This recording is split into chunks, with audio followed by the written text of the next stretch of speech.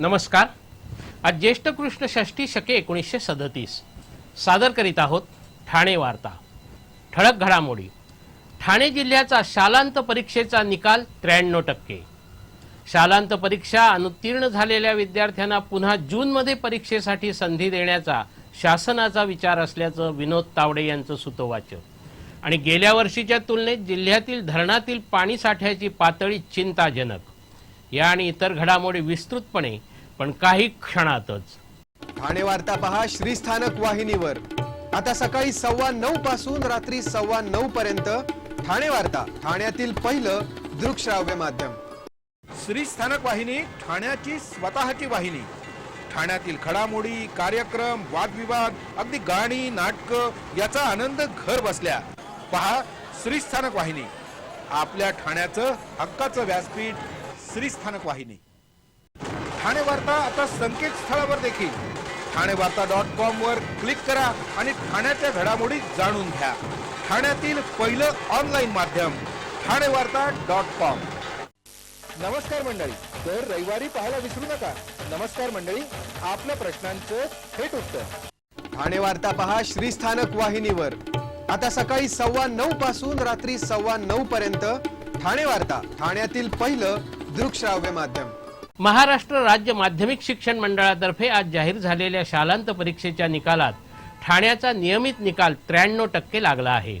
शालांत परीक्षेला ठाणे जिल्ह्यातून 1,43,710 विद्यार्थी बसले होते। त्यापैकी 1,33,667 विद्यार्थी ही परीक्षा उत्तीर्ण झाले आहेत। यामध्ये 37,332 विद्यार्थ्यांना विशेष श्रेणी, 47,358 विद्यार्थ्यांना प्रथम श्रेणी, 39,287 विद्यार्थ्यांना द्वितीय श्रेणी तर 9,690 विद्यार्थ्यांना तृतीय श्रेणी मिळाली आहे। शालांत परीक्षेच्या आज जाहीर झालेल्या निकालात 12वी प्रमाणे 10वी मध्येही मुलींनीच बाजी मारली आहे।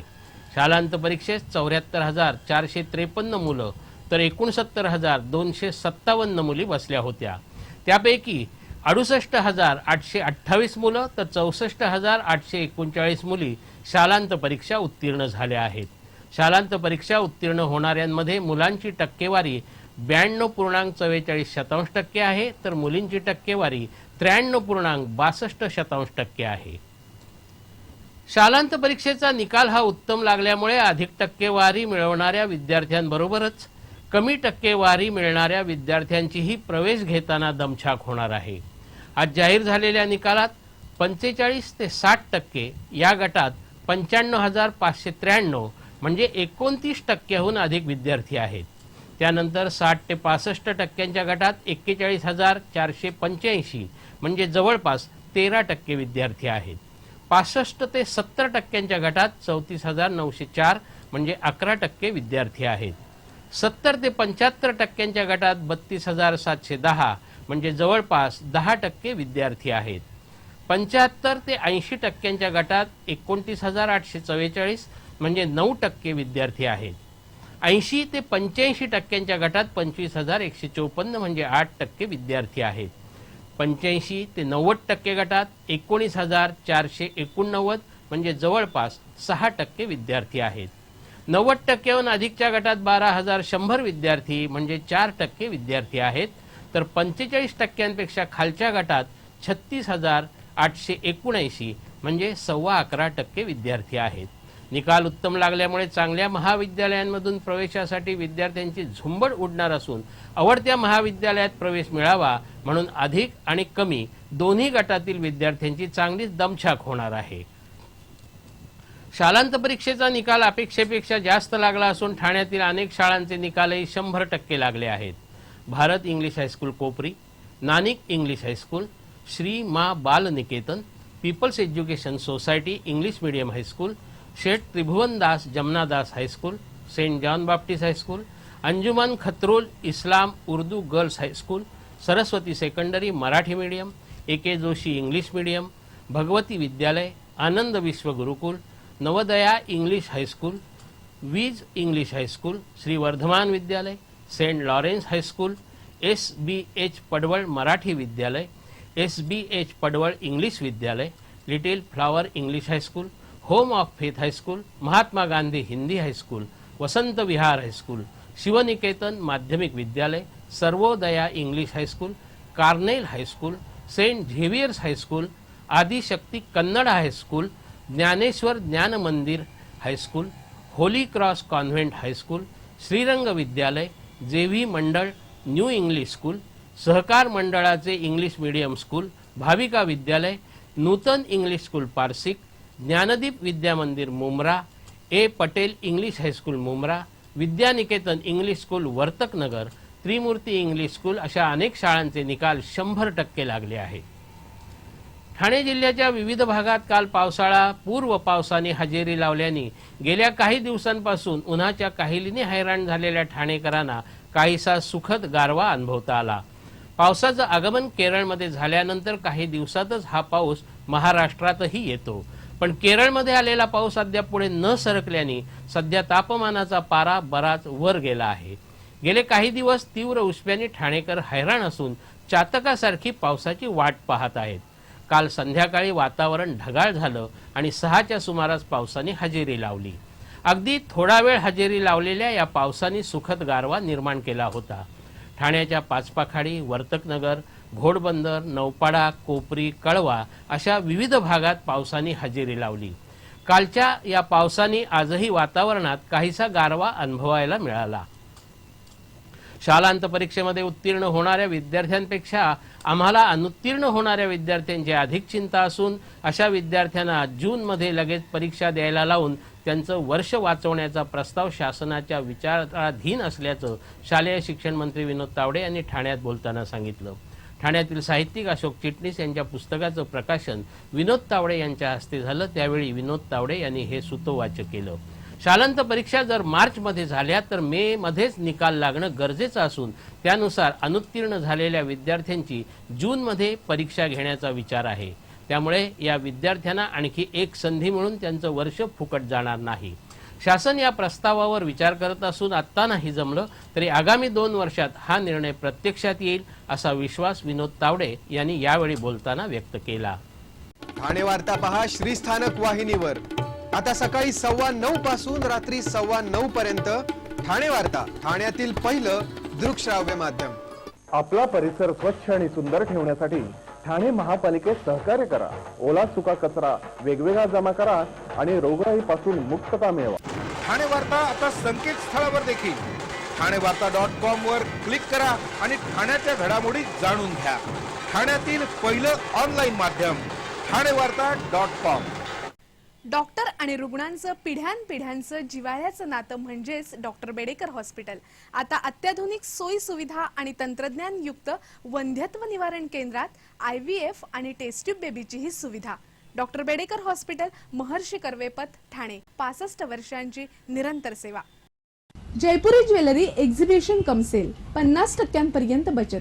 American diamond sets, mangalsutra, fancy bracelet, fancy earring top, radium आणि गोल्ड प्लेटेड बांगड्या आणि अन्य ज्वेलरी फक्त जयपुरी ज्वेलरी एक्झिबिशन मध्ये, अशोका बेसमेंट जवळ, गोखले रोड, नौपाडा, ठाणे पश्चिम.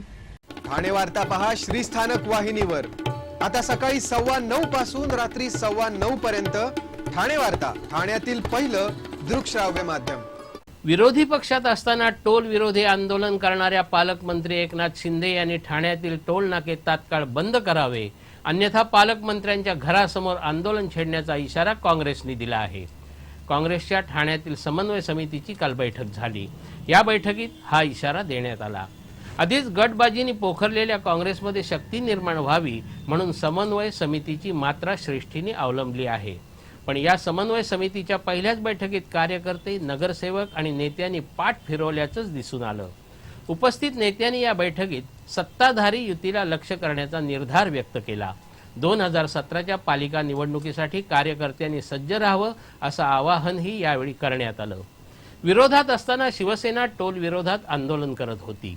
मात्र सत्तेत आल्यावर त्याच सेनेला याचा विसर पडला आहे. ठाण्याच्या वेशीवरील टोल नाके बंद न झाल्यास पालकमंत्र्यांच्या घरासमोर आंदोलन छेडण्याचा इशारा काँग्रेसने दिला आहे.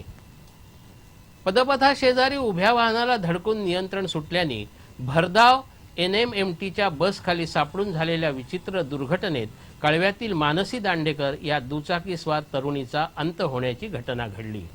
कळव्यातील नवसरगम सोसायटीत राहणारी मानसी काही कामानिमित्त ठाण्यात आली होती. सिडको मार्गे पुन्हा घरी जात असताना खारटन रस्त्यावर दादोजी कोंडेव क्रीडा संकुलाजवळ पदपथा शेजारी उभ्या असलेल्या एका टेम्पोला मानसीच्या गाडीचा आरसा लागला. त्यामुळे ती जमिनीवर पडली. त्याचवेळी मागाहून येणाऱ्या NMMT बस चालकाला गाडी नियंत्रित करता आली नाही आणि मानसी बस खाली आल्याने तिचा जागीच मृत्यू झाला. पोलिसांनी बस चालक विशाल वाघवे याला अटक केली आहे. हिंदू राष्ट्र स्थापनेसाठी संघटनांचे राष्ट्रव्यापी संघटन उभे करणारे चतुर्थ अखिल भारतीय हिंदू अधिवेशन 11 जूनपासून गोव्यात होत आहे. या अधिवेशनाला भारतातील 21 राज्यांसह नेपाळ, बांगलादेश आणि श्रीलंकेतील 125हून अधिक हिंदू संघटनांचे 350 प्रतिनिधी उपस्थित राहतील अशी माहिती हिंदू जनजागृती समितीचे मुंबई प्रवक्ता डॉक्टर उदय धुरी यांनी ठाण्यात बोलताना दिली. या अधिवेशनात ठाणे जिल्ह्यातून 6 हिंदुत्ववाद्यांचाही सहभाग असेल असं त्यांनी सांगितलं. ठाणे जिल्ह्यातील देवतांचे विडंबन करणारे आणि अश्लीलता पसरवणाऱ्या चित्रपटांवर बंदी घालणं, संतांची होणारी बदनामी रोखणं, अंधश्रद्धा निर्मूलन कायदा बंद करणं, हिंदुत्ववाद्यांवर हल्ले करणाऱ्यांवर त्वरित कारवाई करणं, बांगलादेशातील हिंदूंना न्याय मिळणं, सनी लिऑनला भारताबाहेर हकलणं यासाठी अशी आंदोलनं करण्यात आली आहेत. उल्हासनगरमध्ये 8 आणि 9 नोव्हेंबर या कालावधीत स्थानिक संघटनांचं संघटन करण्यासाठी प्रांतीय हिंदू अधिवेशनाचं आयोजन करण्यात आलं आहे. गोव्यातील अधिवेशनाच्या माध्यमातून मोदी शासनाच्या हिंदुत्ववाद्यांविषयी काय अपेक्षा आहेत याबाबत देश विदेशातील प्रसार माध्यमांचं लक्ष लागून राहिलं आहे. ठाणे जिल्ह्यातील धरणांमध्ये पाण्याचा साठा गेल्या वर्षीच्या तुलनेत यंदा कमी दिसत असून पाऊस लांबल्यास मोठी चिंताजनक परिस्थिती निर्माण होण्याची शक्यता दिसत आहे. जिल्ह्यामध्ये धामणी, कवडास, भातसा, वांद्री, मुंबई महापालिकेची मोडकसागर, तानसा तर महाराष्ट्र औद्योगिक विकास महामंडळाचं बारवी धरण आहे. ठाणे आणि आजूबाजूच्या परिसराला भातसा आणि बारवी धरणातून पाणी पुरवठा केला जातो. भातसा धरणाची क्षमता 942 दशलक्ष घनमीटर असून सध्या या धरणात आज घडीला 265 दशलक्ष घनमीटर पाण्याचा साठा आहे. टक्केवारीमध्ये धरणात पाण्याचा 28% साठा आहे. गेल्या वर्षी या धरणात 8 जूनला 320 दशलक्ष घनमीटर पाण्याचा साठा होता, म्हणजे साधारणतः 30% अधिक पाण्याचा साठा होता. बारवी धरणाचीही हीच परिस्थिती आहे. बारवी धरणाची क्षमता 180 दशलक्ष घनमीटर आहे. आज घडीला धरणामध्ये 22 दशलक्ष घनमीटर पाण्याचा साठा असून टक्केवारीत हा पाण्याचा साठा 12% आहे. तर गेल्या वर्षी 8 जूनला धरणामध्ये 34 दशलक्ष घनमीटर पाण्याचा साठा होता, म्हणजे टक्केवारीमध्ये साधारणतः 18% पाण्याचा साठा होता. ठाण्याला पाणी पुरवठा करणाऱ्या मुख्य धरणातील पाण्याचा साठा गेल्या वर्षीच्या तुलनेत यंदा कमी दिसत असून पाऊस लांबला तर चिंताजनक परिस्थिती निर्माण होऊ शकते.